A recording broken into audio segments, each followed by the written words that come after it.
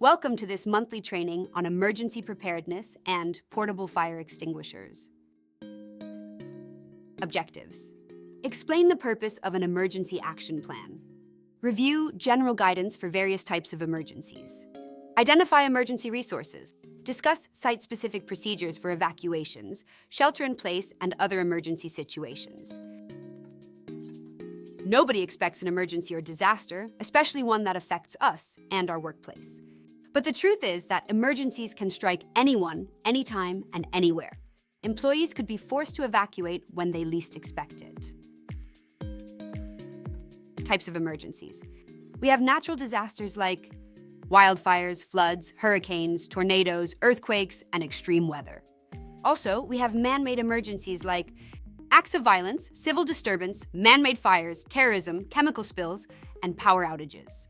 Lastly, we have other emergencies like medical emergencies, workplace injury, vehicle or traffic accident, gas leak, and electrical lines falling.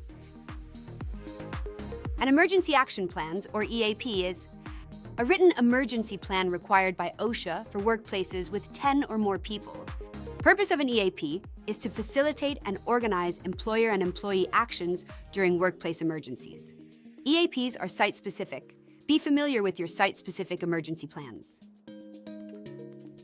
Medical emergencies. In the event of a medical emergency, whether work-related or not, the number one priority is to address the immediate health safety needs of the person in danger. First, ensure the scene area is safe. Contact an on-site emergency responder to administer first aid or CPR. Notify your business leader and regional safety manager. Wait for further instruction and provide support where possible. If emergency services are called, ensure someone is at site entrance to direct emergency services to location of medical emergency. In serious situations, use your discretion and call emergency services, even if the injured person insists that they do not need it. They may be embarrassed with all the attention, but it is better to be safe than sorry. Identify who the site's first responders are. Review locations of first aid cabinets and AEDs. Evacuations. It may be necessary to evacuate in the event of fire, chemical spill, after an earthquake, any other internal threat. In the event of an evacuation, proceed immediately to the nearest exit and meet at your building's designated assembly area. Wait for further instruction. Evacuation drills should be held on a regular basis, including personnel in all areas/departments and shifts. A critique, what went right and areas needing improving, of each drill must be documented. Evacuations, site-specific plan. How will team members at your site be notified to evacuate? Building alarm, bullhorns, floor wardens.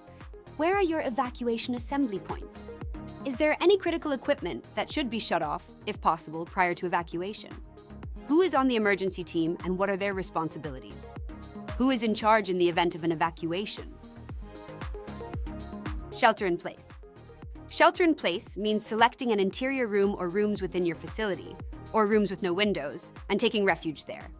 In many cases, local authorities will issue advice to shelter in place via TV or phone call.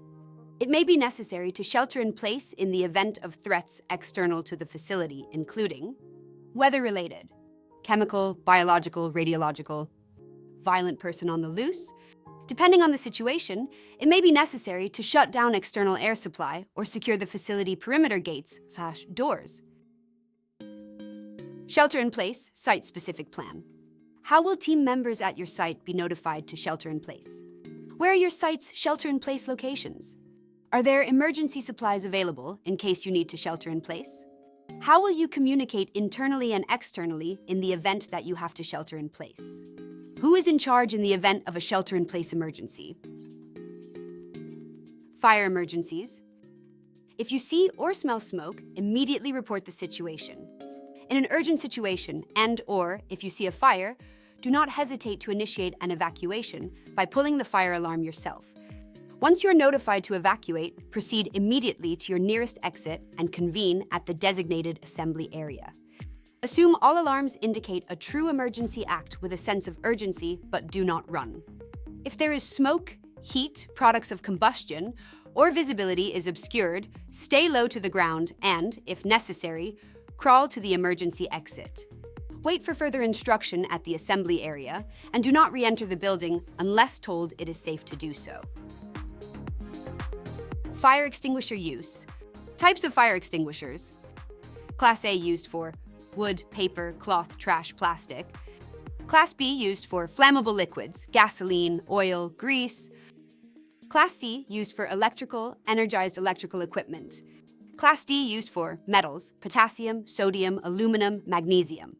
Most commonly used fire extinguisher at OPS is an ABC fire extinguisher. ABC fire extinguisher is multi-purpose or tri-class extinguisher, which can be used on Class A, B, or C fires. Fire extinguishers should only be used by trained personnel for initial, incipient, and/or small fires, no larger than a wastebasket. If larger, evacuate immediately for escape purposes during evacuation. When using an extinguisher, face the fire and ensure one has an exit route that has been identified, that is, behind you, to escape if necessary.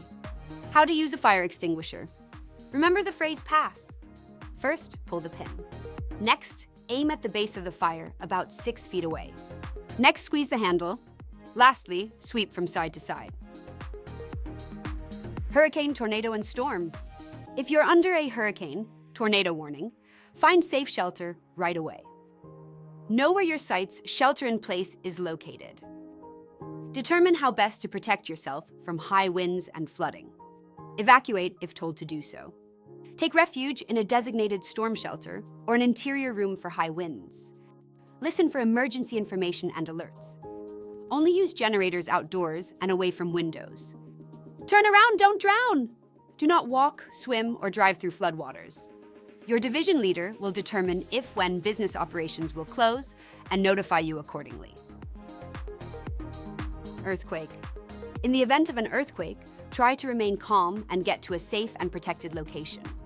When indoors, drop to your knees and get under or against a sturdy object and hold on.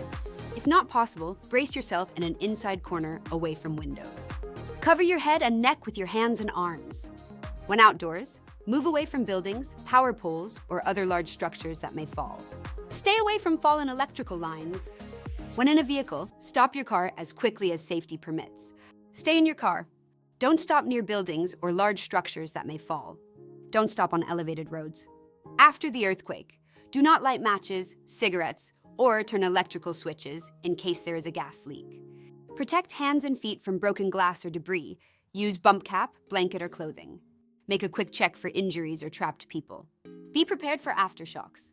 An evacuation may be called by the emergency response coordinator or a senior leader if building structural damage is suspected. Chemical spill. Protect, clean, dispose. Do not attempt to clean up a spill if you are not trained and familiar with the chemical. Secure the scene and call for help instead. Reference the Safety Data Sheet, SDS, for chemical-specific safety information. Spills should be reported immediately to EHS. Outside, help will be called to assist with cleaning up large spills. Active shooter. Call 911. If you cannot speak to the dispatcher, leave line open so that they can listen in. Your course of action will depend on your individual circumstances. 3 options: run, hide, fight. Run away and escape if possible. Hide if escape is not possible. Fight only as a last resort. Do not go to evacuation assembly areas. Keep running until you reach safety. Acts of violence. Workplace violence is any physical assault, threatening behavior, or verbal abuse occurring in the work setting. Examples: verbal threats to inflict bodily harm, including vague or covert threats. Attempting to cause physical harm, striking, pushing, and other aggressive physical acts against another person. Take action. If you see something, say something. Report all threats or acts of violence to your supervisor and human resources immediately.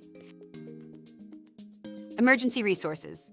You can find resources on the Veritiv Share site through Vibe, seen on screenshot provided. You can also reach out to leadership and your regional safety manager on how to gain access to these resources. Thank you for participating on this monthly training on emergency preparedness and portable fire extinguishers. If you have any questions, please reach out to your regional safety manager, as they will be glad to answer any questions you might have. Have a safe and productive day.